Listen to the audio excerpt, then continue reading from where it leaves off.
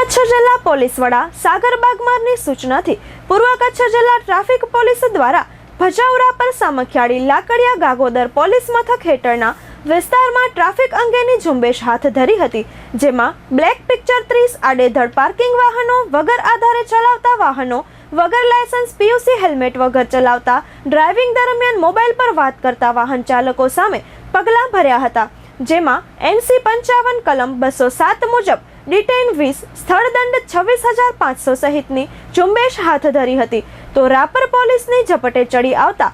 2,400નો દંડ તથા 4 વાહનો ડિટેઇન કરવામાં આવ્યા હતા. વાગડ વિસ્તારના મુખ્ય મથક રાપર શહેરમાં દેના બેંક ચોક, રાપર ચિત્રોડ રોડ, ગુરુકુળ પ્રાગપર ચોકડી, સલારી નાકા સહિતના વિસ્તારોમાં ઝુંબેશ હાથ ધરવામાં આવતા વાહન ચાલકોમાં ફફડાટ વ્યાપી ગયો હતો. આજે યોજાયેલ ઝુંબેશમાં જિલ્લા traffic PSI BS Chauhan, Rapar PI JB Bubadiya, traffic શાખાના મુકેશસિંહ રાઠોડ, ASI લખમસિંહભાઈ ફોફલ, પુષ્પાબેન દિયા, ધર્મેન્દ્રસિંહ જાડેજા, મિતેશ વસાવા, દિનેશ બરાડિયા, મયુરસિંહ ઝાલા, જયપાલસિંહ જાડેજા, દાનાભાઈ નાઈ જોડાયા હતા.